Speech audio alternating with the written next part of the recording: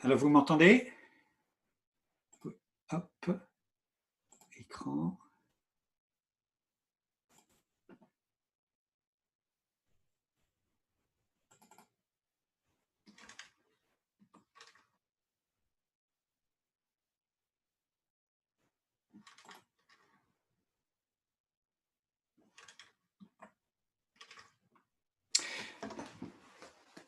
Très bien. Voilà, nous commençons. Oui, désolé pour ce temps d'attente.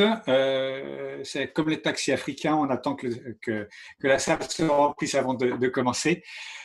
Outre la plaisanterie, je voulais vous remercier tous pour votre participation très nombreuse. C'est notre premier atelier à distance. D'habitude, on est entre 16 et 20 personnes. Là, on est plus de 107 inscrits. Donc, nous vous demandons un petit peu peut-être d'indulgence s'il y a quelques problèmes techniques ou de points à améliorer. Donc, je vais commencer par me présenter. Je suis Christophe Fluguel, je suis directeur Europe au sein du pôle de compétitivité IAR, le pôle de la bioéconomie. Et nous sommes ensemble avec le cabinet Apsisquet pour co-animer cet atelier sur le lycée accélérateur spécial Green Deal. Donc, on aura 2 heures, donc ça semble très long, mais ça va très vite passer, où on commencera par une présentation rapide du pôle IAR et de son offre de services pour les projets.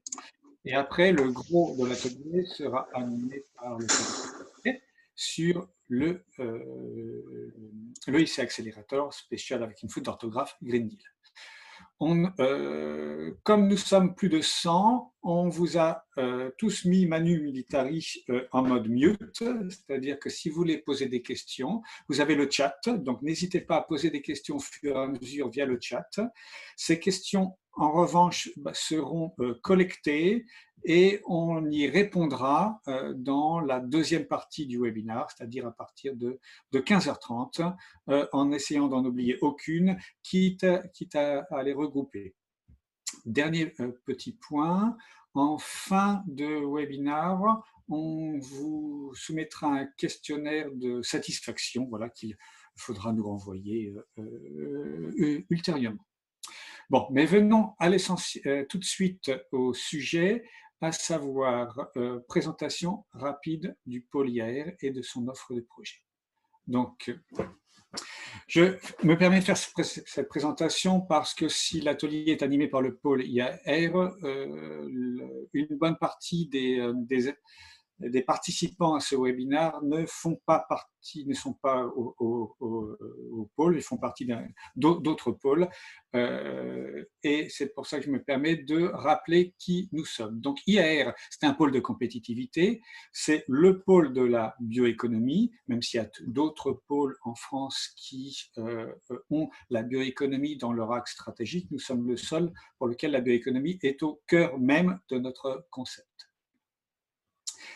IAR aujourd'hui, c'est 400 adhérents sur l'ensemble de la chaîne de valeur avec des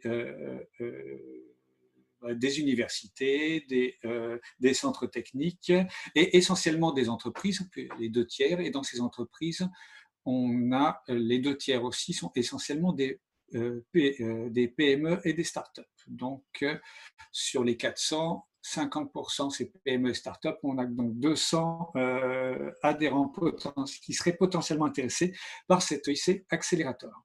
Bon, vous voyez une photo des adhérents. C'est pas tous les jours comme ça chez IAR, mais c'est tous les ans lors de notre réunion annuelle, les 24 heures de l'IAR, en début d'été. Passons. IAR, nous travaillons sur 6 axes d'innovation. La production des bioressources, parce que sans production durable des bioressources, il n'y a pas de bioéconomie durable. Sur l'alimentation, tout d'abord, alimentation humaine et animale. Sur la chimie biosourcée, sur les matériaux biosourcés, sur tout ce qui est bioénergie et aussi un axe transversal sur tout ce qui est procédé, technologie et ce qu'on appelle procédé de bioraffinerie. Nous offrons à nos adhérents un ensemble de services, de l'intelligence économique, du développement de projets, de réseaux et d'investissement et d'accompagnement à l'Europe et à l'international, de façon à aider nos adhérents à développer des idées et accélérer la mise sur le marché d'idées innovantes, en passant par tout ce qui est diagnostic, tout ce qui est innovation, jusqu'au financement des montages de projets, financement de l'innovation et tout ce qui est valorisation vers les marchés, marketing, voire même accompagnement vers l'export ou l'internationalisation. IAR en chiffres, c'est ce que je rappelais, 402 adhérents aujourd'hui, une équipe de 26 personnes, plus de 300 projets financés depuis le début du pôle, c'est-à-dire environ 15 ans, qui représentent en budget cumulé plus de 2 milliards d'euros.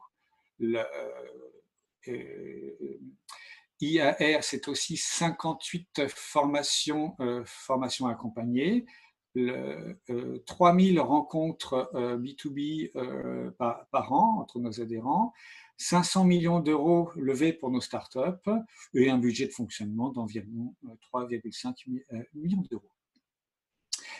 Au-delà des chiffres, IAR, c'est avant tout des valeurs, ces valeurs que vous retrouvez dans tous les pôles de compétitivité, évidemment.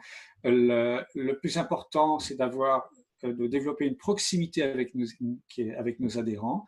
Et cela, ça passe par l'excellence des prestations des services que l'on rend à nos adhérents, mais aussi une intégrité, une éthique, de façon à gagner la confiance des adhérents et afin de pouvoir les aider dans leur innovation et le développement des idées au marché. Des idées au marché, venons maintenant à quelques services que je vais mettre en avant pendant quelques minutes, qui feront écho à la deuxième partie de la présentation. C'est tout ce qui est émergence d'idées, de concepts, pour les transformer en réalité industrielle et commerciale. Donc pour ça, il y a toute une communauté d'innovation que notre équipe anime avec des groupes de travail, ce qu'on appelle chez nous des commissions, où on identifie les compétences, les besoins, de chacun, les verrous technologiques ou non technologiques, l'état de l'art, de façon à identifier des pistes de collaboration qui pourront éventuellement se concrétiser en développement de projets collaboratifs. Tout ceci est alimenté en parallèle par une veille, c'est l'outil Tremplin, avec une personne à plein temps dessus qui va collecter tout ce qui se passe dans le monde entier sur la bioéconomie, que ce soit articles de presse, brevets, projets, annonces, j'en passe et des meilleurs, et tout ceci est mis en temps réel sur cette base de données et disponible pour l'ensemble de nos adhérents. Les activités d'intelligence économique ne s'arrêtent pas à la veille. Nous avons aussi un service d'études et conseils pour faire des études technico-économiques, des études de marché. Ça, ce sont des prestations en dehors de la cotisation, évidemment. Et on fait ça au prix du marché pour nos adhérents et pour l'ensemble des industriels ou autres qui seraient intéressés. Nous avons mis quelques références de clients a priori satisfaits puis qui nous ont autorisé à mettre leur logo. Ces études et conseils, j'en parle parce que ça pourrait être aussi servir pour le développement de projets européens. Ça concerne la biomasse, les gisements de biomasse, de feedstock, ça peut être sur les technologies, mais aussi sur les marchés avec des analyses, avec des études de marché et la combinaison des trois en même temps la plupart du temps.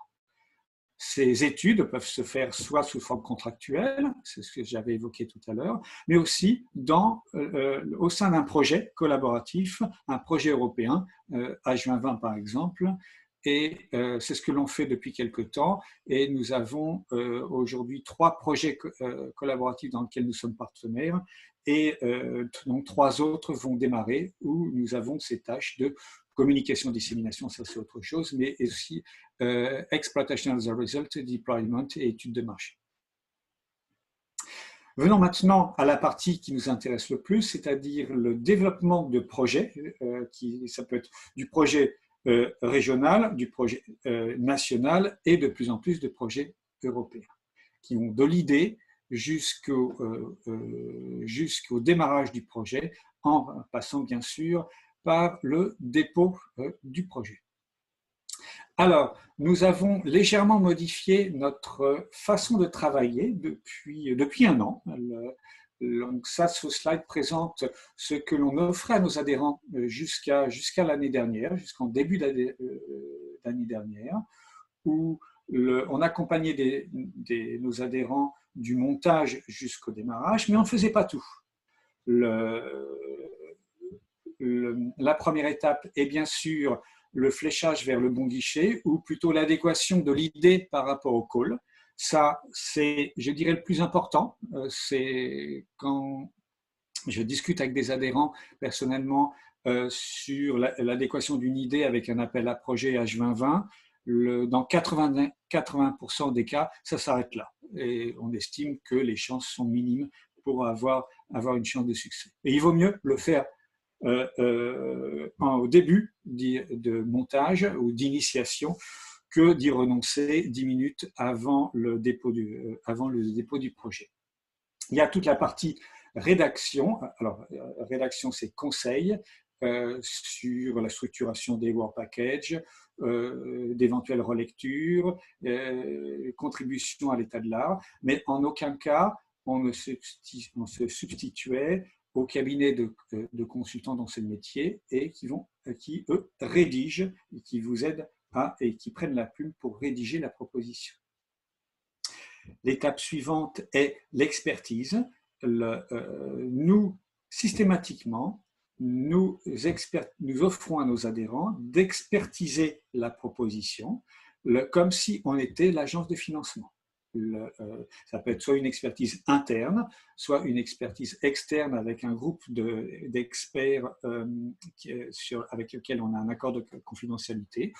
Cette deuxième partie se fait plutôt sur les projets français. Sur les projets européens, vu le timing, c'est très difficile à réaliser et on transforme ça la plupart du temps vers une expertise interne, mais qui suivant la même grille d'évaluation que les évaluateurs de l'agence de financement, en l'occurrence ici, H2020. Quelques conseils après dans le processus d'instruction de dossier et de soutien pour la formalisation de l'accord de consortium, d'autant plus si on est partenaire du projet. Ce qui change maintenant, depuis l'année dernière, c'est qu'on offre le package complet à nos adhérents, y compris la rédaction et le total du dossier, et l'aide à la contractualisation jusqu'à l'accord de consortium et jusqu'au grant agreement. Quand je dis cela, je me corrige immédiatement, ce n'est pas IAR qui fera tout. Ce n'est pas IAR qui, contrairement, et je ne voudrais pas me contredire par rapport à ce que j'ai dit il y a 2 minutes, ce n'est pas IAR qui va se substituer à des cabinets de consultants. Non, ça se fait en association avec des cabinets de consultants dont c'est le métier, et on se répartit le travail pour que dans l'ensemble, à deux, on offre une prestation complète et globale à nos adhérents. Donc ça peut se faire soit sous la forme d'une contractualisation à IAR qui sous-traite à des cabinets, soit le contraire, au cabinet qui sous-traite une partie du travail à IAR. Et ce qu'il faut à retenir pour vous, c'est que cette coopération sera neutre financièrement, puisque si IAR prend une part de la prestation, c'est à la hauteur de la valeur ajoutée et du travail qu'il fournit dans l'accompagnement des projets. Ces 5 et donc, cette valeur ajoutée vient de nos 15 ans d'expérience et des 300 projets financés depuis 15 ans avec plus de 2 milliards d'euros de financement. Les cabinets que l'on a choisis sont en fait des cabinets sur lesquels on a eu de très bons retours de nos adhérents et on a contractualisé avec eux. Donc, c'est le cabinet Apsisquet, aujourd'hui présent, le cabinet Hemming, le cabinet DNC Consultant, France Initiativas et P&O France. Tous ont leur spécialité. Je conseillerais plutôt certains pour des projets nationaux, d'autres européens, et dans les projets européens pour tel ou tel type de projet, ce n'est pas forcément les mêmes. Et si on a choisi de faire cet atelier aujourd'hui sur le ICA Accelerator avec le cabinet Apsisquet, vous en doutez, c'est parce que ce n'est pas forcément le plus mauvais des 5 sur cet appel à projet. Voilà. Et enfin, quoi qu'il en soit, que ce soit si vous décidez de travailler avec un des 5 cabinets ou un autre, de toute façon, IAR est là pour vous aider et pour expertiser toujours votre projet, comme si on était l'agence d'innovation, je le redis, de façon à maximiser vos chances de succès. Donc, de toute façon, et c'est aussi vrai pour ces projets EIC Accelerator. Et donc, je suis là pour vous aider. Et pour ceux qui ne sont pas adhérents du pôle IAR, votre pôle préféré, mon équivalent sera là pour vous aider à monter votre projet. Donc, dans tous les cas, donc pour les adhérents du pôle IAR, n'hésitez pas à me contacter. Je suis là pour répondre à vos questions et on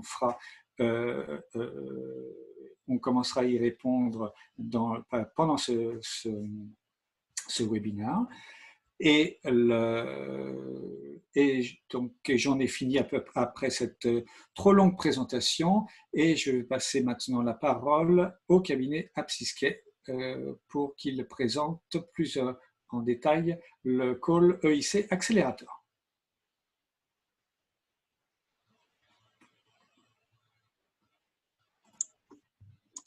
Voilà, Olivier, tu peux prendre le pas. Voilà. Alors, bonjour. Alors, j'arrive pas à prendre la main là, pour pouvoir partager mon écran. Il faut que vous arrêtiez le partage de votre côté, je crois.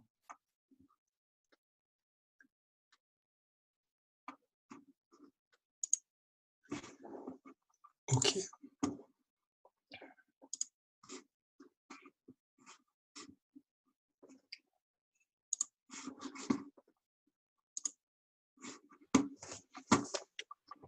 C'est bon, j'ai arrêté le partage, donc normalement. OK. La main.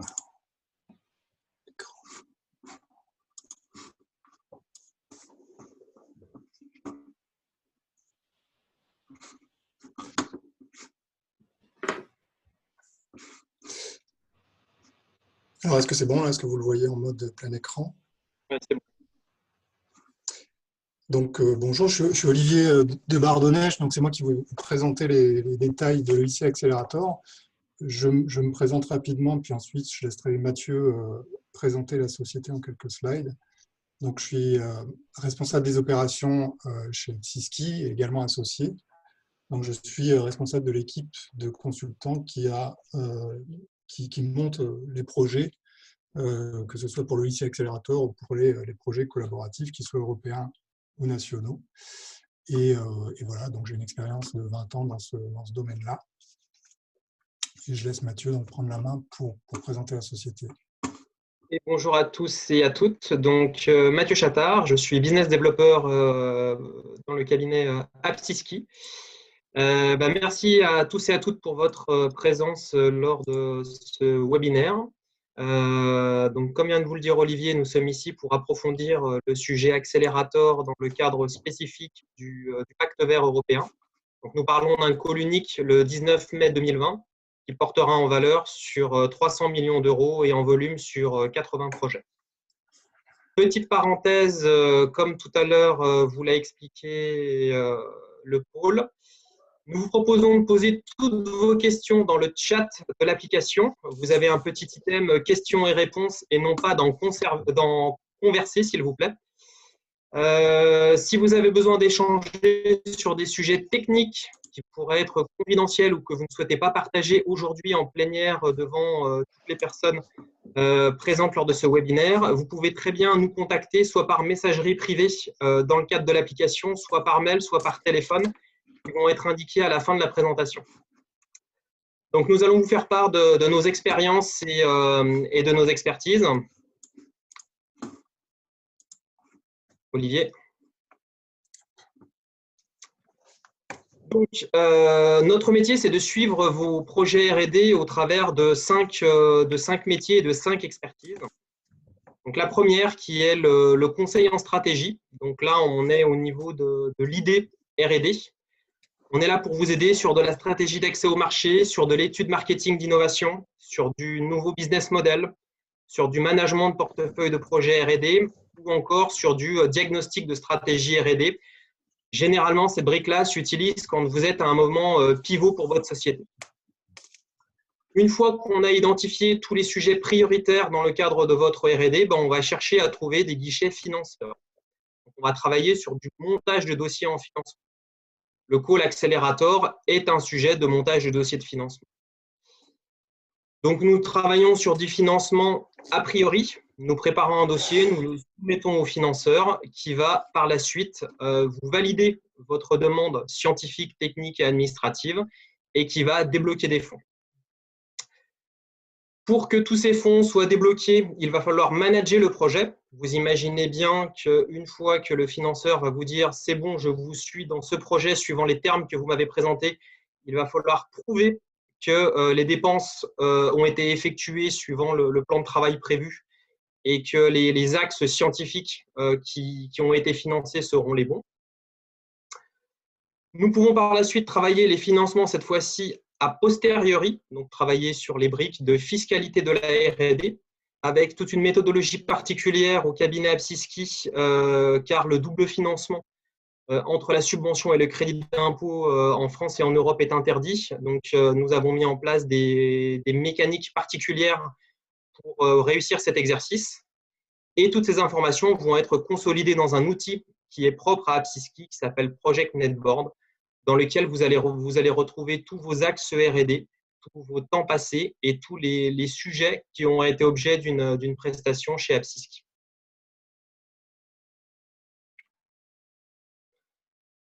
Nous partageons avec vous 3 valeurs.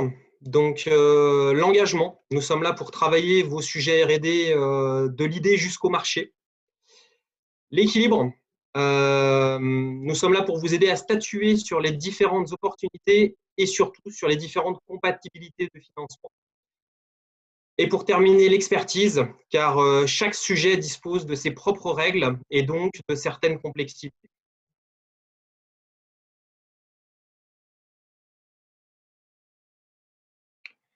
Apsiski, donc, c'est plus de 60 collaborateurs qui sont experts dans leur domaine et surtout mobilisables sur toutes vos thématiques R&D.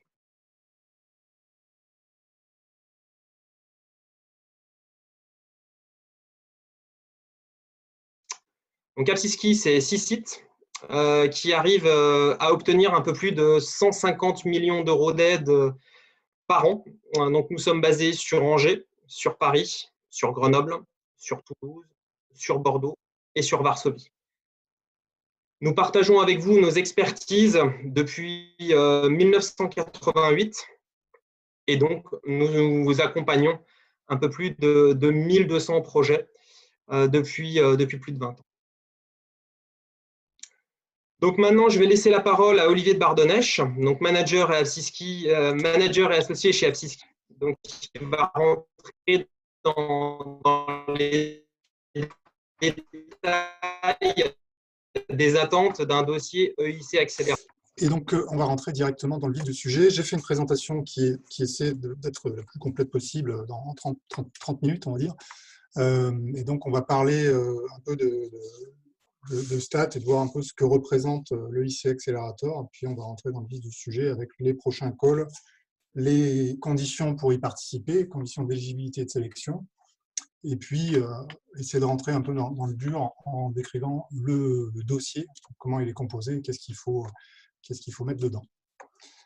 Donc, je commence par une vue d'ensemble de l'EIC Accelerator depuis son début avec quelques chiffres pour montrer son envergure.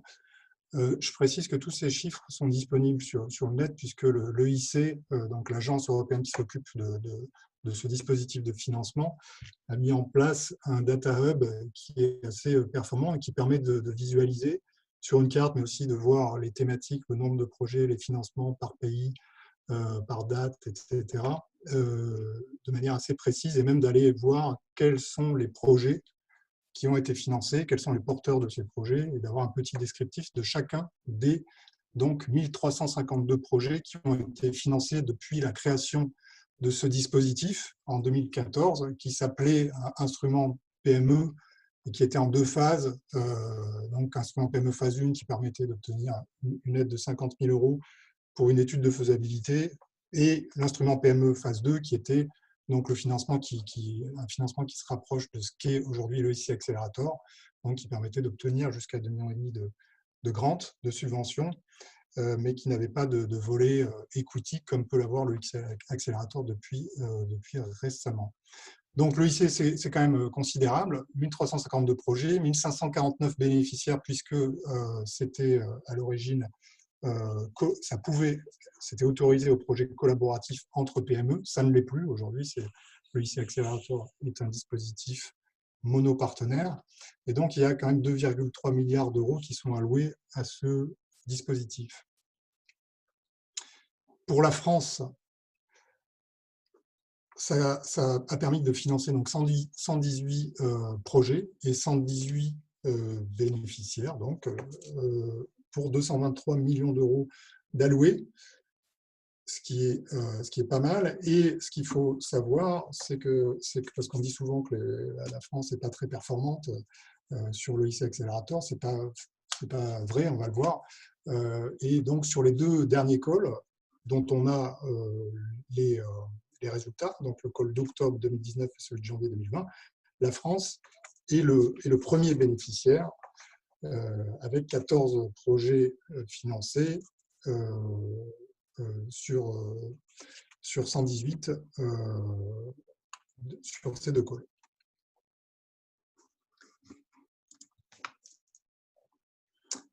Donc en termes de thématiques financées par l'EIC Accelerator, donc là aussi depuis le début de l'EIC Accelerator, on voit que c'est quelque chose qui était au tout début orienté suivant un certain nombre de thématiques, puis qui a été totalement ouvert à toute thématique. Donc c'est pour ça qu'on voit que c'est extrêmement varié en termes de thématiques, mais que les plus représentées restent donc la thématique santé et technologie de l'information numérique, donc ICT, qui sont les plus représentées, qui ont chacune plus de 350 millions d'euros, qui ont mobilisé en tout cas plus de 350 millions d'euros de financement par l'EIC Accelerator. Et si on rajoute ICT for Health qui se situe ici, on voit que la thématique santé est quand même prépondérante et mobilise plus de 400 millions d'euros en fait, sur les 2 milliards alloués par ce dispositif. Mais on va revenir sur ces thématiques lorsqu'on parlera du call de mai qui est dédié donc au Green Deal. Alors, l'objectif de base de l'EIC Accelerator, c'est donc de soutenir les PME à haut risque et fort potentiel. Donc, aider à mettre sur le marché de nouveaux produits, services et business models innovants qui peuvent stimuler la croissance. C'est la définition que donne la commission de l'EIC Accelerator. Donc, c'est-à-dire qu'elle va financer vraiment des concepts novateurs, des technologies disruptives, breakthrough, qui vont permettre de créer de nouveaux marchés ou perturber les marchés existants, et qui ont une ambition forte, quoi, et qui ont une ambition commerciale, internationale, européenne et voire mondiale. à moyen terme. Donc vraiment des projets très ambitieux. Ça va ce dispositif va financer les derniers développements de ces technologies, de ces nouveaux concepts, jusqu'à leur mise sur le marché. On verra tout à l'heure un peu plus précisément ce que ça veut dire. Et en termes de financement, donc, l'EIC permet un financement entre 500 et 1000 euros et 2,5 millions d'euros de subventions à hauteur de 70% de taux d'aide. Donc une sub de 70% jusqu'à 2,5 millions d'euros. Et cette subvention peut être complétée par de l'equity. Et ça, c'est assez récent puisque ça a été créé, c'est disponible que depuis octobre, donc que depuis 2 calls. Et là, on peut donc compléter la demande de subvention avec une demande d'equity qui peut monter jusqu'à 15 millions d'euros. Et les deux sont compatibles, peuvent être mixés quand on parle de blended finance, blended funding, lorsqu'on demande les deux. Donc c'est au choix, soit que grant, soit subvention plus equity, grant plus equity. Un petit tableau sur les 2 dernières échéances dont on a les chiffres, les 3 dernières échéances, pour montrer un peu l'évolution du nombre de propositions et parler de taux de succès. Donc, octobre 2019, première mouture du call EIC Accelerator avec la possibilité de demander de l'equity. Ça a été un changement, avec un changement aussi dans les documents qui sont à soumettre, et une évolution assez forte de l'EIC Accelerator. Donc, vous voyez qu'on avait eu, et qu'on a généralement d'ailleurs sur ces dispositifs, un peu moins de 2000 propositions qui sont soumises à chaque échéance, sachant qu'il y a eu depuis 2014 4 échéances annuelles. Donc, octobre, 1852 propositions soumises pour un budget à distribuer de 278 millions d'euros. Et on a eu au final 75% de projets retenus, dont 39 projets qui demandaient de l'equity, ce qui nous donne une moyenne de budget equity compris de 3,7 millions d'euros, un taux de succès de 4%, c'est assez normal et je dirais classique pour le l'EIC Accelerator d'avoir ce taux de succès qui est de l'ordre de 4%. Janvier 2020, donc le dernier dont on a les résultats jusqu'au bout, pareil, 1849 propositions soumises pour un budget en baisse, donc un petit peu moins de projets retenus, c'est normal, donc 44 projets retenus, dont 21 avec de l'equity, ce qui fait une moyenne de 4 100 000 par projet, equity compris, et donc un taux de succès qui est quand même tombé à 2,4%. Arrive la crise coronavirus, etc., et le call de mars. Donc toujours, ces 3 calls étaient ouverts à toute thématique. Le call de mars arrive avec une communication de la commission qui dit on va bien recevoir les projets EIC Accelerator, parce que ce sont des projets proches du marché, donc on peut espérer avoir des produits qui en sortent relativement rapidement. Et donc, elle fait une communication là-dessus, elle étend la deadline de 2 jours. Et donc, on a eu une sorte de rush de propositions avec 4000 propositions soumises en mars, le 18 mars, contre un peu moins de 2000 habituellement. Et en plus, avec un budget qui était de 164 millions d'euros. Donc, on n'a pas encore les résultats de ce call-là, mais on peut déjà dire qu'il y aura un taux de succès qui sera assez mauvais, assez catastrophique de 1%, sachant qu'il y a eu 1000 dossiers spéciaux, avec la thématique Covid, qui ont été soumis lors de ce call. Bon, donc je ne sais pas quelle conclusion en tirer, si ce n'est que voilà, un guichet avec 1% de taux de succès, ça peut vraiment faire peur. On voit qu'en mai, ça va s'améliorer, mais ce qu'on peut quand même dire de positif par rapport à ça, c'est que l'EIC a la capacité donc à traiter des propositions assez rapidement, très rapidement, puisque les projets peuvent être financés parfois dans les 3 mois qui suivent le dépôt, donc ce qui est très rapide, puisque lorsque vous déposez un projet collaboratif, ça prend plutôt 8 mois que 3. Donc c'est un dispositif qui est efficace en termes d'évaluation, il peut traiter un grand nombre de propositions et gérer des budgets conséquents à plusieurs centaines de millions d'euros en quelques mois. Donc ça reste quelque chose de très performant et qui pourrait d'ailleurs dans ces temps de crise être mobilisé pour des appels supplémentaires si la Commission décidait d'en lancer. Voilà, parenthèse terminée sur la crise. On voit que donc pour le 19 mai, on a un call particulier avec un budget en forte hausse, 303 millions d'euros, et en plus donc un budget en hausse et des thématiques spécifiques auxquelles il faudra répondre, les thématiques Green Deal qu'on va détailler derrière. Donc on se dit qu'il va y avoir une baisse du nombre de propositions soumises. Dans quelle proportion, c'est très difficile à dire, mais en tout cas, on peut espérer un taux de succès qui va se rapprocher des 10%, peut-être. En plus de la thématique Green Deal, il y a un bonus qui est une sorte de discrimination positive pour les entreprises qui sont dirigées par des femmes, puisque 25% des entreprises qui seront invitées à la phase d'oral seront des entreprises dirigées par des femmes. Donc, alors, j'ai oublié de préciser que le IC Accelerator est évalué en 2 étapes, une étape écrite et une étape orale, et que donc, lorsqu'on est invité à l'oral, on a grosso modo une chance sur 2 d'être financé. Là, l'objectif, c'est 25% de ces entreprises invitées à l'oral dirigées par des femmes. Donc, ce sera un call très intéressant et très, très attendu.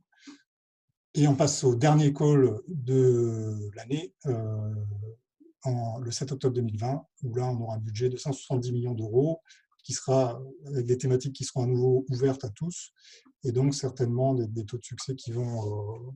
certainement un rush de propositions sur ce dernier call, et certainement donc un taux de succès qui va être plutôt faible. Il y aura également cette spécificité Women-Led Enterprise sur le call d'octobre. Donc, à qui s'adresse l'EIC Accelerator? Donc, si on regarde un peu d'où viennent les bénéficiaires, on s'aperçoit que la France est donc 5e, ce qui n'est pas si mal que ça, et qu'on a des pays qui sont très prépondérants, l'Espagne et l'Italie. Alors, il faut savoir que ce sont des pays qui déposent énormément de propositions, qui ont industrialisé en quelque sorte la production de dossiers EIC Accelerator, et donc ils déposent beaucoup, donc ils sont plus financés. Mais si on regardait les taux de succès par pays, on verrait que la France est très bien placée par rapport à l'Espagne. En termes de taille d'entreprise, donc on voit qu'il y a quand même une forte majorité de micro-entreprises à moins de 10 salariés, et qu'on est plutôt donc sur une orientation start-up, en tout cas dans les chiffres, c'est comme ça que ça se traduit, même si le guichet est ouvert à tout type d'entreprise. L'important, c'est le sujet. Dans les entreprises financières, voilà le constat qu'on peut faire. Et lorsqu'on regarde l'âge des entreprises qui sont financées, voilà, on retrouve un petit peu ça, donc 54% d'entreprises qui ont moins de 5 ans, mais on a quand même 26% d'entreprises qui ont plus de 10 ans, donc ça peut aussi s'adresser aux entreprises traditionnelles. L'important, c'est d'avoir vraiment un projet disruptif et qui vient casser le marché. Je continue. Alors là, on est sur le... J'ai répété cette slide du budget alloué par thématique, mais uniquement sur l'école depuis octobre. Donc dans la dernière mouture de l'EIC Accelerator, on voit qu'on est toujours sur les mêmes thématiques qui sont prépondérantes, donc Health, ICT un petit peu moins qu'historiquement, et puis Engineering and Technology. Donc là, ce sont un classement qui est fait sur les mots-clés utilisés par ceux qui déposent des propositions pour décrire l'activité du projet. Donc on a toujours cette prépondérance. Et pour mai, donc, un certain nombre de ces thématiques ne seront plus éligibles puisqu'on va devoir répondre aux thématiques Green Deal de manière obligatoire et contribuer à un ou deux des objectifs suivants. Que je vais lister. Donc, le premier objectif, accroître l'ambition de l'Union européenne en matière d'atténuation et d'adaptation au changement climatique. Donc, c'est quelque chose d'assez généraliste, assez large. Et ensuite, par thématique, donc, fournir une énergie propre, abordable et sûre, favoriser la transition de l'énergie vers une économie propre ou circulaire, y compris prévention ou recyclage des déchets. La construction, avec construire et rénover de manière économe en énergie et en ressources. La mobilité, le transport, avec accélérer le passage à une mobilité durable et intelligente. Le farm to fork avec le système alimentaire équitable, sain et respectueux de l'environnement. Préserver et restaurer les écosystèmes et la biodiversité. Et enfin, réaliser une ambition zéro pollution et un environnement sans toxiques. Donc, ces thématiques devront être identifiées dans la proposition. On verra qu'il y a un formulaire électronique il faudra cocher les cases qui correspondent aux priorités que vous ciblez. Et ensuite, dans le dossier, il faudra décrire la méthodologie pour quantifier l'impact et quantifier l'impact que votre projet aura sur une ou deux de ces thématiques. Ces thématiques sont décrites, donc je vous ai mis le lien là pour aller télécharger les différents documents publiés par la Commission. Il y en a qui sont en français, par exemple, où vous avez un document pour chacune des thématiques du Green Deal, du Pacte vert en français. Et pour chacune de ces thématiques, vous avez donc la roadmap qui est envisagée par la Commission européenne et justement des indicateurs d'impact qui sont attendus par la Commission sur ces sujets. Donc, il faudra certainement s'inspirer lorsque l'on rédigera les dossiers de demande de l'ICI Accélérateur. Donc, si on reprend les thématiques que j'ai montrées tout à l'heure, qui étaient présentes jusqu'à maintenant, on s'aperçoit qu'il y en a toutes celles que j'ai laissées en bleu, finalement, ne seront plus éligibles. Alors, je devrais rajouter peut-être la biotechnologie qui sera quand même éligible sur certains sujets. Mais donc, voilà, on peut s'attendre quand même à une forte baisse du nombre de propositions, puisque tout ce qui ne correspond pas aux thématiques que je viens de lister ne sera pas éligible. Et donc, on espère avoir moins de propositions, plus de budget, donc un taux de succès plus élevé.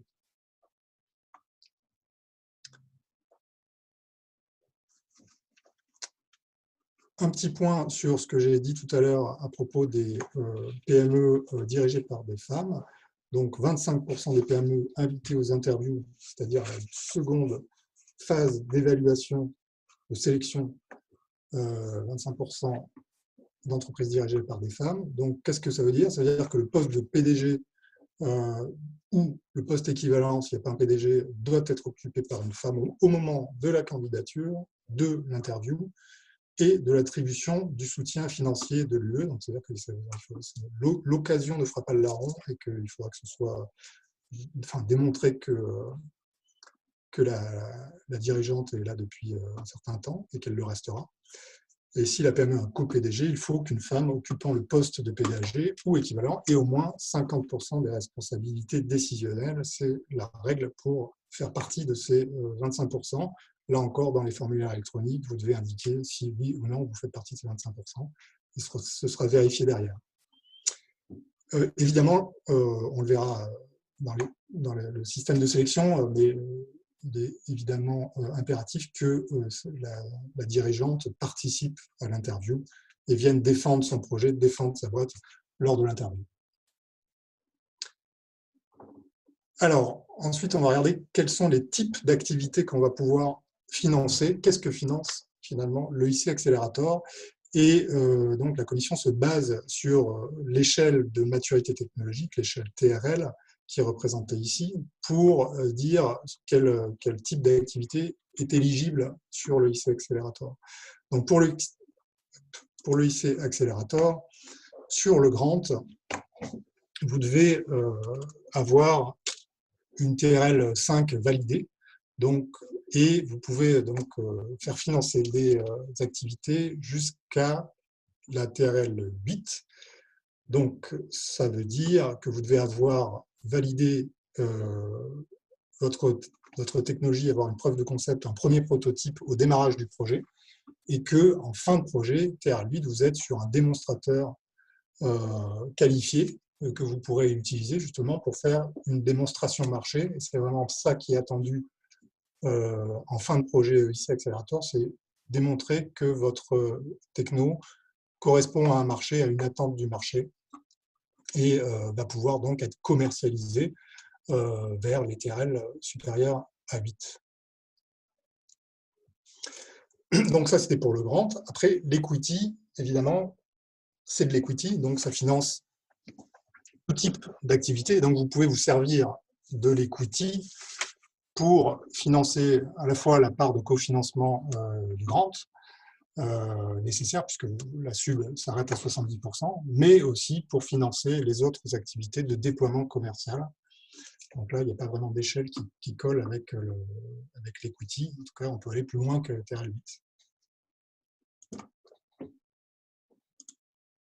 Donc, je répète un petit peu ceci sur cette slide avec le grant donc, qui est à hauteur de 70% sur les TRL 6 à 8.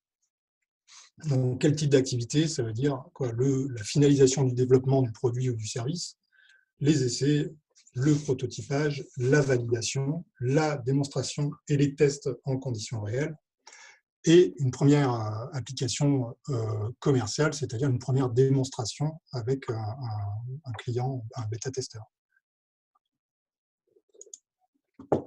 Pour l'equity, eh bien, là, c'est l'idée dans le dossier, lorsqu'on décrit ce que va permettre de financer l'equity, c'est de rendre crédible le déploiement commercial.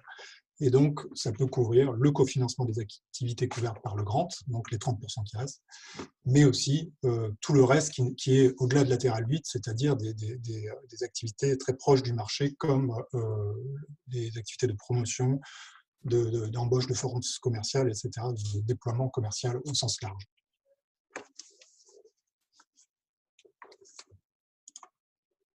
Un petit focus sur l'equity, puisque c'est une nouveauté, et donc beaucoup d'entreprises sont intéressées par cette equity. Donc, il y a une condition pour pouvoir demander l'equity, qui peut être demandée jusqu'à 15 millions d'euros, mais il faut que l'entreprise soit non-bankable, c'est le terme employé par la Commission. Donc, qu'est-ce que ça veut dire? Ça veut dire qu'il faut justifier être non-bankable, ça veut dire qu'on n'est pas en capacité à attirer des financements suffisants pour assurer le déploiement commercial. Donc, on pourrait parler de sociétés qui présentent un risque de manque de financement pour, une fois que le projet, que la techno est arrivé à TRL 8, eh bien, finaliser les choses et arriver sur le marché et avoir un déploiement commercial ambitieux tel que le veut le business plan qui est présenté dans le dossier. Donc, il faut, voilà, ce qui intéresse la Commission sur l'equity, c'est des entreprises qui font face à un défaut d'investisseurs parce que leur techno est trop risqué, le ROI, le retour sur investissement est trop lointain, et donc une incapacité comme ça à séduire les investisseurs. À ce moment-là, la Commission se place, donc elle a créé un fonds qui est géré par la Banque européenne d'investissement et qui va investir dans la société pour réduire ce risque et permettre plus tard donc d'attirer d'autres investisseurs et de poursuivre à terme la croissance de l'entreprise et son succès. Donc le due diligence est effectué par la BEI, et ça arrive après le démarrage du projet, évidemment, après la signature du grant. Le ticket moyen d'equity est entre 500 000 et 5 millions d'euros, mais ça va vraiment être lors de la due diligence que la Commission va regarder avec l'entreprise quel est le bon système de financement qui correspond à l'entreprise. Donc, c'est présenté comme quelque chose qui est vraiment un dialogue pour adapter le financement à l'entreprise. Financement en plusieurs tranches.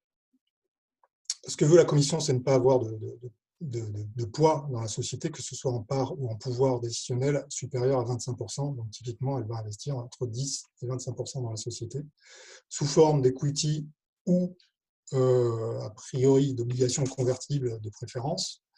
Elle va pouvoir intervenir en equity seule ou avec des investisseurs, ou voire, si elle trouve des investisseurs, laisser les investisseurs prendre sa place auprès de l'entreprise. Donc tout ça va être déterminé pendant le due diligence. La BUI est déjà partenaire d'un certain nombre de VC, et donc elle va pouvoir les solliciter pour voir s'ils sont intéressés, etc. Et faire le go-between, faire la mise en relation et voir qui finalement au final va intervenir. Est-ce que c'est elle seule, en collaboration, ou finalement est-ce qu'il n'y a pas d'investisseurs qui sont prêts à y aller? Donc évidemment, si elle y va avec d'autres, elle ira en investissement pari passu, c'est-à-dire sur un pied d'égalité avec les autres investisseurs sur la même forme d'investissement. La commission se positionne, enfin la BEI, comme un investissement patient, avec des sorties qui peuvent être envisagées de manière assez lointaine, donc jusqu'à 10 ans, maximum 15 ans. Et donc, ce qu'elle vise, ce n'est pas vraiment d'avoir un super retour sur investissement, mais plutôt d'avoir vraiment un impact sur la société et de permettre le succès de la société, son déploiement commercial. Donc tout ça, c'est ce qui est, c'est en tout cas ce qui est sur le papier aujourd'hui, puisque c'est quelque chose qui a démarré depuis peu et qu'on a peu de retours d'expérience aujourd'hui. Donc, en fait, on a accompagné des entreprises qui en bénéficient, mais on en est juste à l'étape de due diligence. Et voilà. Donc, quel type d'investissement va en sortir et comment ce sera géré ensuite, c'est encore trop tôt pour le dire. Et la BEI met un petit peu de temps à mettre en place ce système. Donc, voilà ce qu'on peut dire sur l'equity. Ensuite, un petit focus sur le process d'évaluation, le scoring, comment ça se passe. Donc, une fois qu'on dépose le dossier, on verra sa composition plus tard, eh bien, le dossier est évalué, est envoyé à un panel d'évaluateurs, minimum 4, ce sont des évaluateurs indépendants, et tout le monde peut se déclarer expert évaluateur et déposer son CV sur le portail de la commission et, en fonction du CV, être sélectionné comme évaluateur indépendant. Donc, il y en a plusieurs milliers. Et donc, le project officer va choisir le bon panel en fonction du sujet du projet. Ces personnes donc évaluent la proposition suivant 3 critères qui correspondent à 3 parties de la proposition. Critère impact, 1 tiers, excellence, 1 tiers et implémentation, 1 tiers. Ils notent ces critères sur 5, ce qui fait une note sur 15 au final, sachant qu'il y a un seuil de sélection à 4 sur 5 par critère et un seuil de sélection total de 13 sur 15. Donc minimum 4 sur 5 pour chacun des critères et 13 sur 15, et oui, 13 sur 15 au total. Toutes les propositions qui ont un score supérieur à 13 sont donc éligibles et vont pouvoir être classées par ordre de notes, en partant de la meilleure et en descendant. Et en fonction du budget disponible pour le call, la commission va descendre dans les rangs et financer les propositions jusqu'à ce qu'elle atteigne 2 fois le budget disponible pour le call. Et elle va donc inviter à l'oral 2 fois plus de projets qu'elle a de budget pour les financer. Et donc, ces entreprises sont invitées à l'oral. Et là, donc, il y a une sélection face à un panel spécifique d'évaluateurs spécifiques pour l'oral. Je vous ai mis la liste de ces évaluateurs plus loin. Et donc là, c'est en quelque sorte une chance sur 2 pour cet oral. Si on y va, on a une chance sur 2 d'être ensuite sélectionné et financé. Donc, un petit schéma qui décrit ce process d'évaluation. Je soumets la proposition ici, qui va être évaluée en remote, donc par ce panel d'évaluateurs, donc le dossier écrit. Si je suis au-dessus de la proposition, je continue le process. Si je suis en dessous, je suis rejeté. Donc, si je suis au-dessus de 13 et dans le bon budget, dans les bonnes notes qui me permettent d'être dans le bon budget, je suis sélectionné à l'interview. Et si j'ai passé avec succès l'interview, je vais pouvoir aller négocier mon grant agreement avec la commission, puis mon equity avec la BEI. Et en termes de timing, il faut grosso modo 4-5 semaines, un petit mois, un bon mois entre le moment où je soumets ma proposition et le moment où j'ai le résultat, est-ce que je vais à l'oral ou pas. Ensuite, vous avez une dizaine de jours, 15 jours, entre le moment où vous recevez le rapport d'évaluation, enfin le résultat, est-ce que je suis à l'oral ou pas, et l'oral, donc assez peu de temps pour se préparer. Et si l'oral se passe bien, dans les 15 jours, 3 semaines, vous savez si vous êtes financé, et vous avez ensuite un certain temps pour préparer le Grant Agreement avec les services de la commission, donc de faire les validations administratives, etc., pour transformer votre projet en accord de subvention. Donc ça peut durer 1, 2, 3 mois. Donc au total, on a maximum théoriquement 5 mois entre la soumission et la signature du Grant Agreement, et donc le démarrage du projet et les premières avances de fonds. Pour la BEI, là c'est plus compliqué de donner quelque chose, enfin de donner une indication, on va dire que c'est minimum 8 mois, je pense, avant d'avoir quelque chose de formalisé. Alors, à quoi ressemble le rapport d'évaluation qu'on reçoit à la fin du process, puisqu'on peut recevoir ce résultat et puis envisager de resoumettre ou pas la proposition lors de l'appel à projet suivant. Donc, un des cas particuliers de l'EIC Accelerator, c'est que le rapport d'évaluation, je vous ai mis ici un exemple, est assez succinct, puisqu'on a donc des sous-critères. Donc ici, je vous ai mis le critère 1, impact. Donc, vous voyez une bonne note, 4,65 sur 5. Et avec donc ce que vous recevez, c'est ça, c'est donc un certain nombre de sous-critères par critère et une appréciation de ce type-là, very good to excellent, ou good to very good, ou fair to good, etc., qui exprime en fait le niveau atteint pour chacun de ces sous-critères. Et c'est la même chose pour excellence et pour implémentation. Donc, je dirais que c'est assez difficile de tirer des conclusions lorsqu'on n'a pas été retenu et qu'on veut resoumettre et améliorer la proposition. C'est difficile de tirer des conclusions de ces ESR qui sont assez pauvres. Et sachant en plus que les panels d'évaluation peuvent changer d'une fois sur l'autre. Donc le facteur humain dans l'évaluation est assez important. Le dossier. Donc, à quoi ressemble le dossier à soumettre? Donc, il y a d'abord un formulaire administratif en ligne qu'il faut remplir, qui est très simple. Donc, il n'y a pas beaucoup de contraintes administratives. Il suffit d'être une PME et d'avoir validé ce statut PME. C'est uniquement déclaratif. Donc, il y a un petit formulaire à remplir pour valider ce statut PME et dire que vous avez moins de 250 employés, moins de 50 millions de chiffre d'affaires et moins de 43 millions de total de bilan. Ce sont les 3 critères qui seront évalués. Et donc, une fois qu'on a créé le dossier sur le participant portal, donc évidemment tout se fait en ligne sur le portail de la Commission européenne, on peut donc déposer les différents dossiers que compose le projet. Donc le document 1, qui est le dossier principal de 30 pages maximum, et qui est décomposé en 3 parties, donc excellence, impact, implémentation.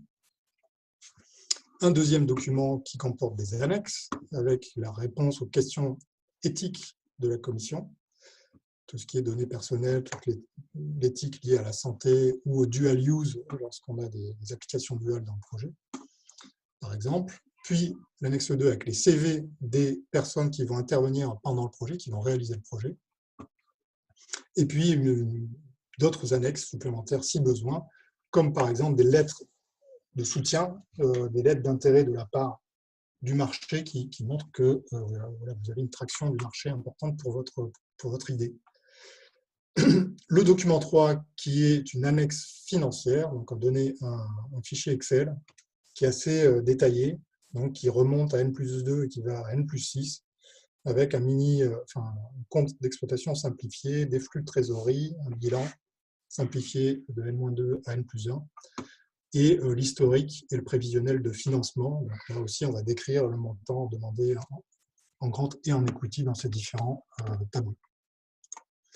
Et enfin, le document 4, qui est le pitch deck, c'est-à-dire le support de présentation orale qui sera utilisé lors de l'interview et qui est déposé au même moment que le reste du dossier, sous format PDF. Et donc, vous n'avez plus la possibilité de revenir sur cette description, sur ce document, si jamais vous êtes sélectionné pour la phase d'oral.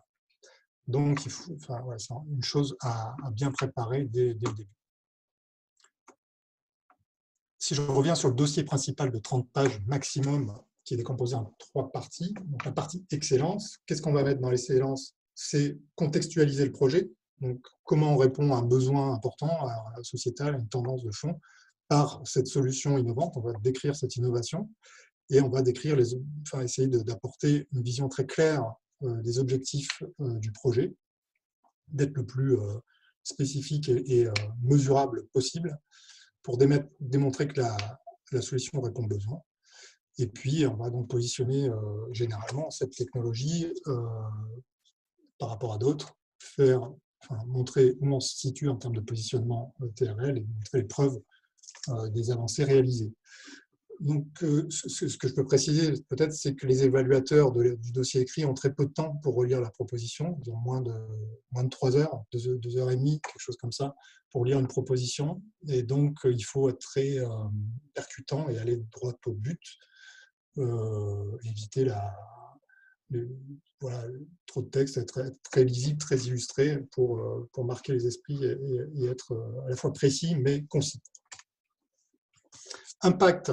Donc, c'est le critère, je dirais, le plus important, puisque d'ailleurs, en cas d'égalité entre 2 propositions, c'est la note en impact qui va départager les propositions.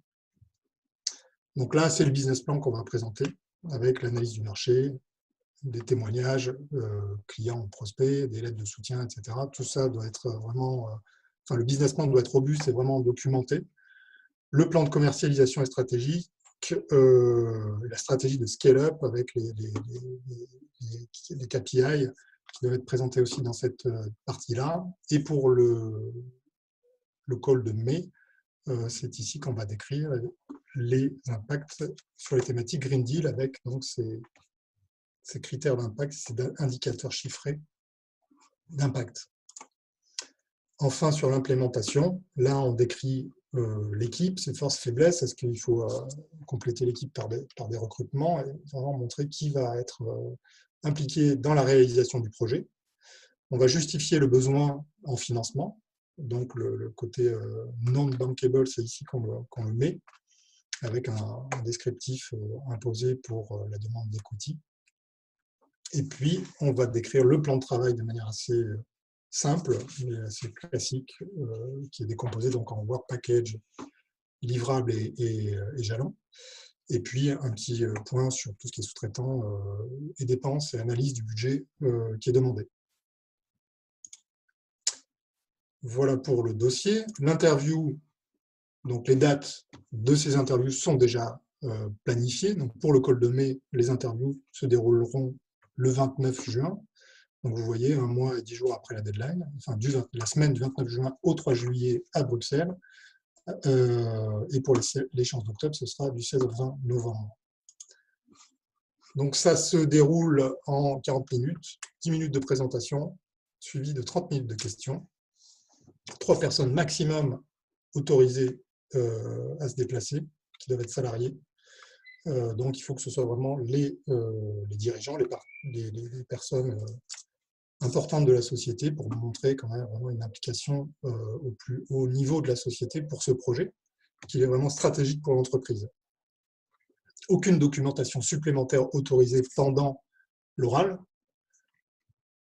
Pas de modification du support qui a été déposé 1 mois plus tôt au moment où on a déposé tout le dossier.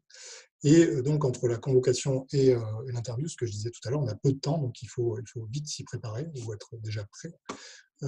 Par contre, ce que je dirais, c'est que les choses matérielles qu'on peut amener, si les évaluateurs peuvent tenir quelque chose entre leurs mains, ça marche plutôt bien.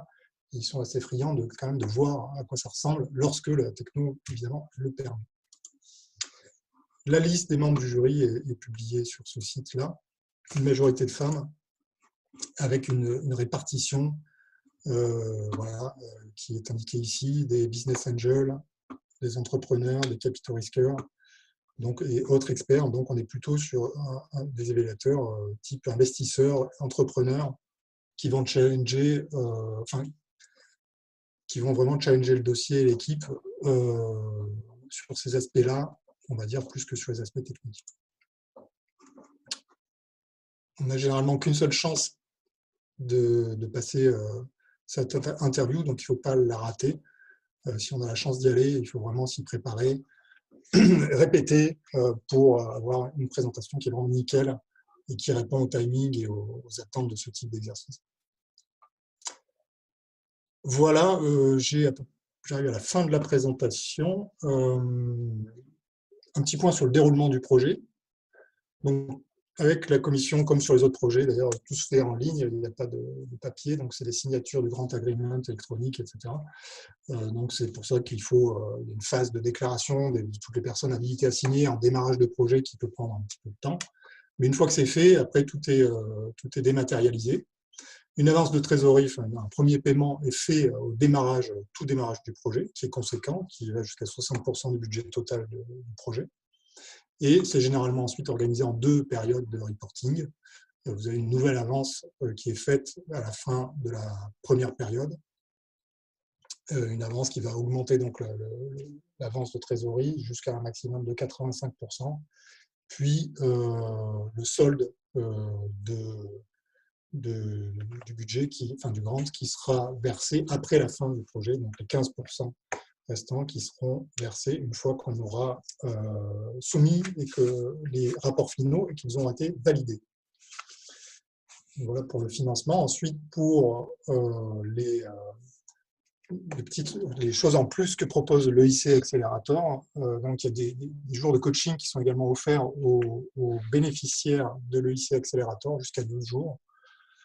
Il y a des outils tels que le IC Community Platform, il y a les liens que vous pourrez aller voir, qui sont disponibles donc pour les bénéficiaires, donc un espace de rencontre entre entreprises pour créer du partenariat, des échanges d'expériences, et puis un outil de matchmaking entre entreprises et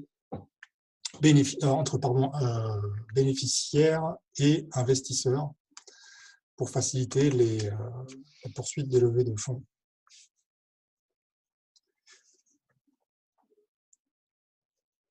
Voilà, je vous ai mis les docs de référence dont j'ai utilisé certaines illustrations dans cette présentation ici.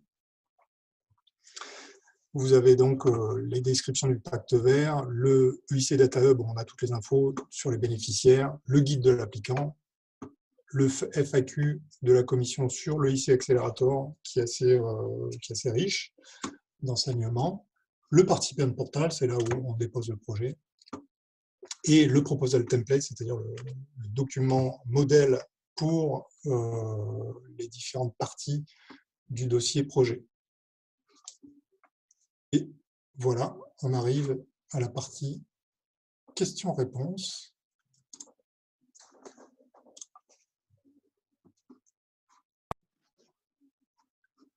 Maintenant qu'on arrive à la partie questions-réponses, un sondage en ligne va apparaître. N'hésitez pas à apporter vos commentaires et vos réponses. Alors, pour les questions-réponses, vous avez la possibilité toujours maintenant de questionner en direct Olivier via le chat, en sachant que j'ai apporté quelques réponses pendant l'intervention.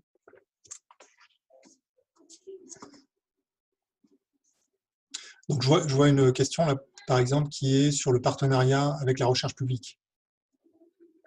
Est-ce que ce partenariat avec la recherche publique est envisageable pour cet appel et sous forme de… Alors, non, enfin, un partenariat sous forme tel qu'on l'entend dans les projets collaboratifs, non, puisque c'est un projet monopartenaire dédié aux PME.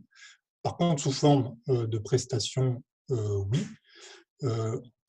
Alors, j'attire l'attention sur le fait qu'on est donc au-delà de la TRL6, donc je ne sais pas quel type de partenariat en recherche publique, mais il faudra se positionner sur des prestations qui ont un intérêt sur une TRL supérieure à 5. Donc, pas des prestations de R&D et de validation de preuves de concept, etc.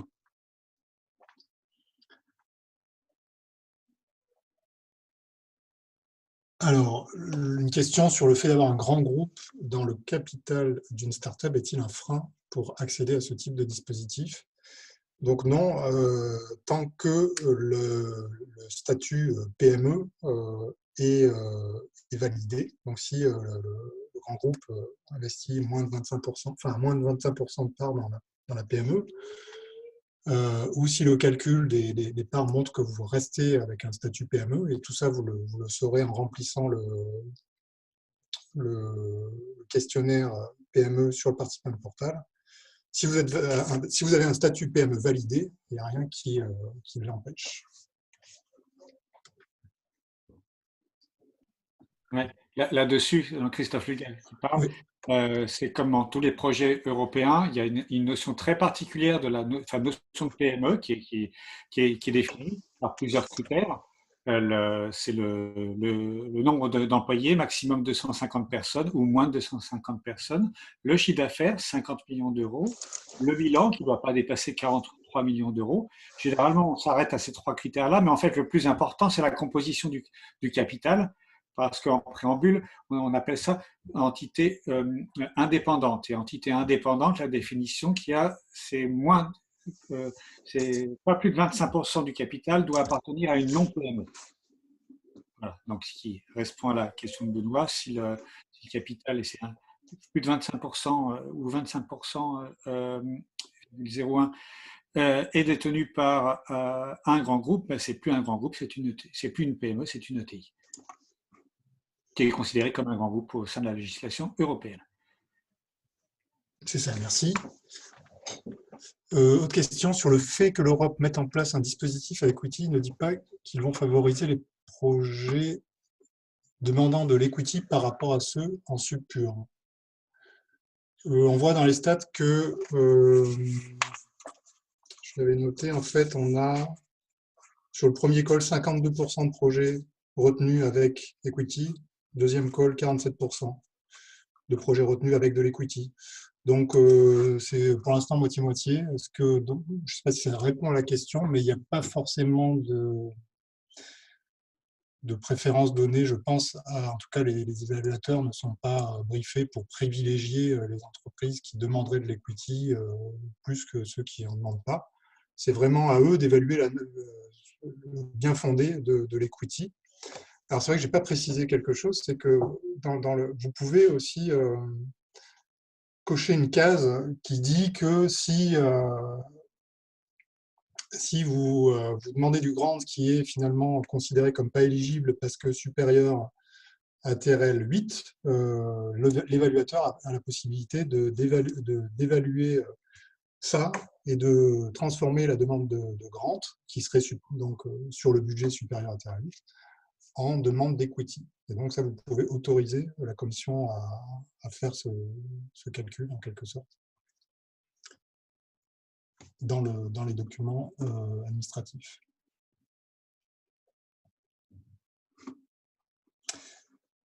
Une forte part de nos dépenses sont sous-traitées. Y a-t-il un maximum de dépenses sous-traitées? Y a-t-il un maximum est-ce qu'il y a une barrière, un seuil, un plafond à ne pas dépasser? C'est ça, j'imagine. Alors non, ça va être vraiment au cas par cas. Il faudra démontrer que la sous-traitance est nécessaire au succès du projet. Il n'y a pas de règle particulière là-dessus. On peut monter assez haut sur le IC Accelerator, je dirais, sur la part sous-traitance.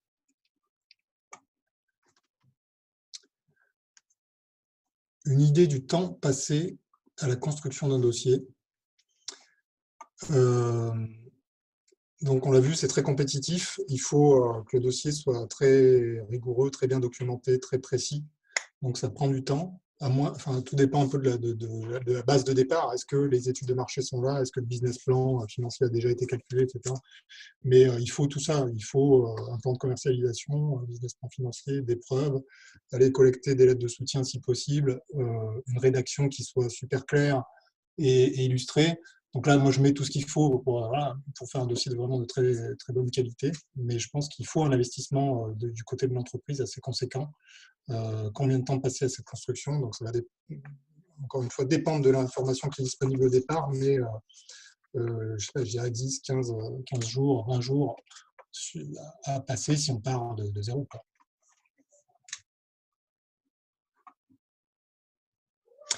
Pas besoin de partenaires européens, labos, entreprises intervenant dans le projet. Donc, non, on est sur un projet monopartenaire, un seul bénéficiaire qui est l'entreprise. Les seuls autres intervenants, ce seraient les sous-traitants, quoi, mais qui n'apparaissent pas comme partenaires. On a un seul partenaire, un seul bénéficiaire, c'est la PME. Mais si je ne m'abuse, Christophe Lugel, on peut sous-traiter n'importe quelle activité dans la mesure où ça ne correspond pas à nos activités clés, c'est-à-dire qui sont le cœur de notre compétence. On ne peut pas sous-traiter notre propre compétence. Voilà.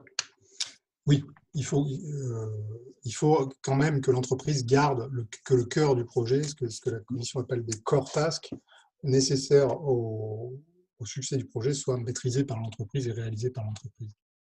Si, pour illustrer, et je parle sous votre contrôle et pour caricaturer, si vous êtes un assembleur, et c'est vraiment votre savoir-faire et que le bon assemblage est la clé du succès du projet, vous pouvez sous-traiter la fabrication des différentes machines à assembler. Mais c'est des cas très spécifiques. Ça doit être prouvé comme vous le disiez tout à l'heure. Alors, illustrer la notion de haut risque.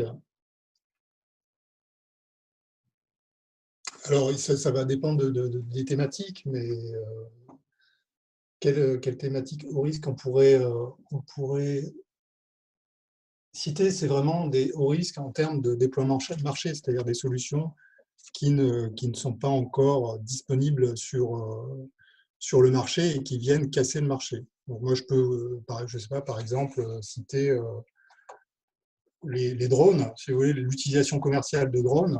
On en parle beaucoup, etc. C'est très documenté, mais aujourd'hui, c'est quand même quelque chose de très risqué parce qu'il y a très, très peu d'applications commerciales sur des drones professionnels, quoi.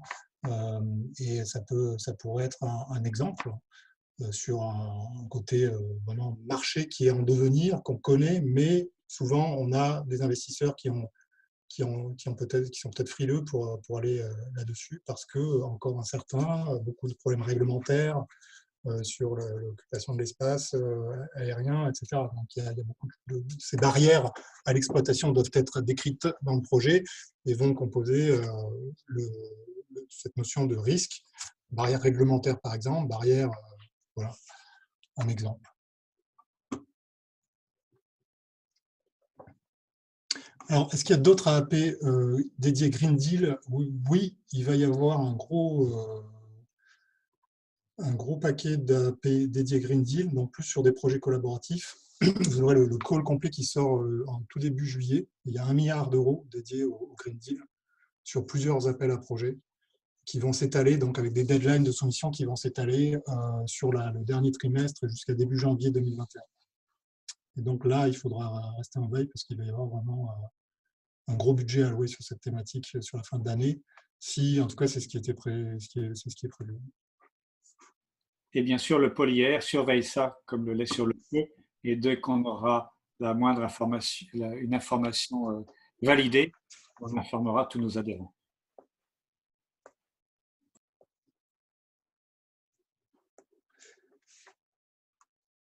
Alors, les principales causes de l'échec des dossiers. Et quels sont les écueils à éviter? C'est très compliqué à répondre à ces questions parce que c'est un tout en fait. Donc, ce que je dirais, moi, c'est qu'il faut que vraiment tout soit cohérent et que tout soit soit validé, soit documenté. Donc,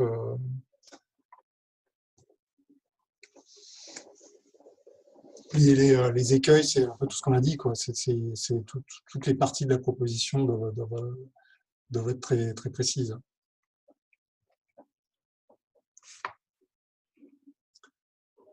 Alors, il y a beaucoup de questions sur notre accompagnement à l'épaule. Je ne sais pas si Mathieu, tu veux répondre.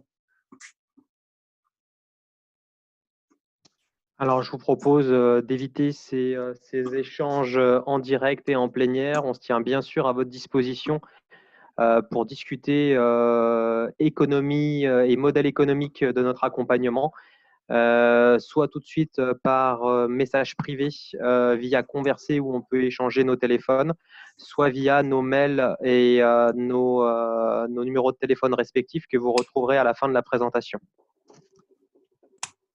Même position pour le polyair. Donc, je continue, je vois, est-ce que la PME doit avoir un siège en Europe? Oui, oui, ça doit être une PME qui doit payer ses impôts dans un pays européen. La taille du dossier est-elle un critère de sélection? Non. Donc, il y a vraiment tout type de taille. Après, la moyenne des dossiers, c'est 1,7 million de Grant, si on regarde. Donc, on n'est pas sur des moyennes qui sont à 2,5 millions qui sont au maxi, quoi.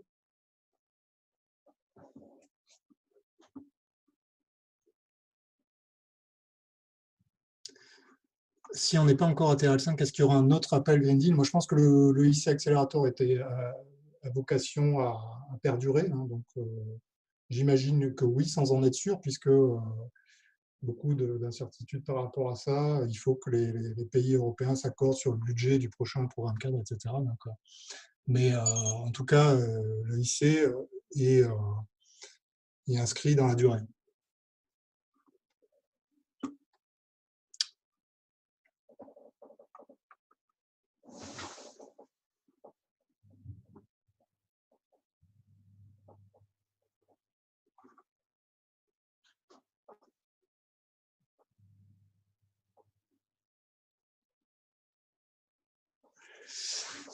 Alors, une filiale d'une PME américaine est-elle éligible si basée en France? Si elle paye, si elle est PME, qu'elle paye ses impôts en France, oui. Après, c'est vrai que ce que va rechercher l'évaluateur, c'est quand même des retombées économiques pour l'Europe. Hein. Donc, si tout ça est démontré dans le dossier, c'est éligible. Après, si tous les résultats repartent aux États-Unis, ça va être compliqué de convaincre les évaluateurs. Si tout le bénéfice n'est pas sur le territoire européen, je veux dire.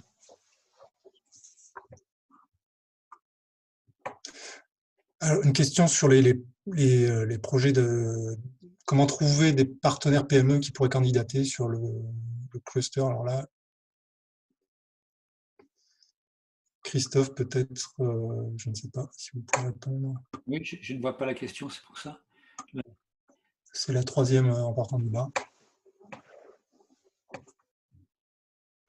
Ah oui, Google, comment les projets... Comment les projets...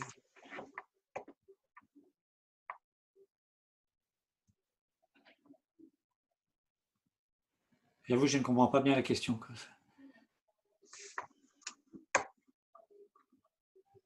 Après, ce type de question, on peut peut-être passer à des mises en relation.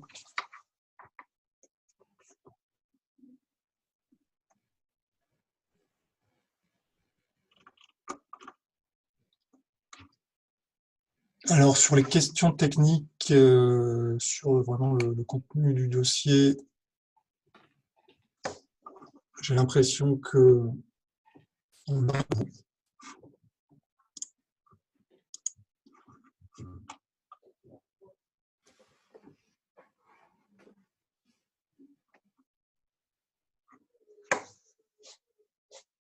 alors, la présentation sera distribuée, oui, sous format PDF après le webinaire.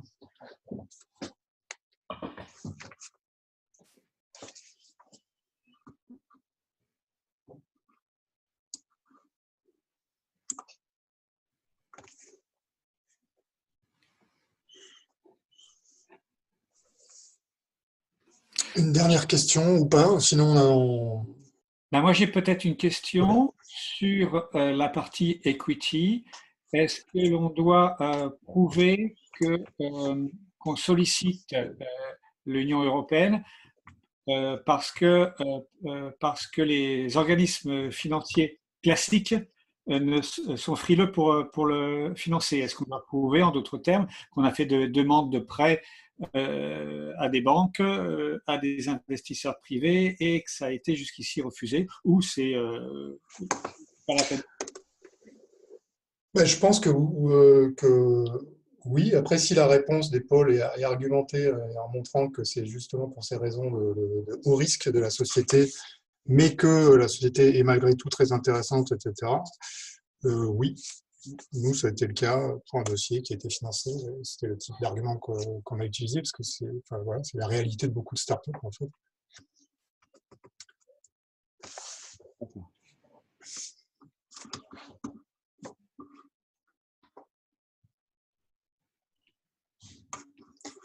Une dernière question là. Je pense qu'on a là sur celles qui sont là, c'est bon. Oui. Donc, on peut peut-être clôturer. Je ne sais pas si Christophe voulait dire un mot de conclusion. Oui, je vais reprendre la main. Voilà, donc le webinaire approche de sa fin. N'oubliez pas de remplissez bien le questionnaire de satisfaction en ligne. Si vous avez la moindre question, enfin, déjà les présentations seront disponibles en format PDF dès le début de semaine prochaine, aussi bien celle d'IAR que celle du cabinet Apsisquet. Si vous avez d'autres questions, n'hésitez pas à nous contacter, soit le cabinet Apsisquet si vous voulez, et pour ceux qui sont adhérents du pôle IAR, évidemment, n'hésitez pas à me contacter pour que je puisse essayer de vous conseiller au mieux. Sur ce, nous vous remercions. Nous vous prions de nous excuser des éventuelles imperfections techniques que vous avez pu observer. C'était moins pire que je ne pensais. Et je vous souhaite une excellente fin d'après-midi et un excellent week-end à tous. Merci à tous. Merci à tous. Très bonne fin d'après-midi. Au revoir.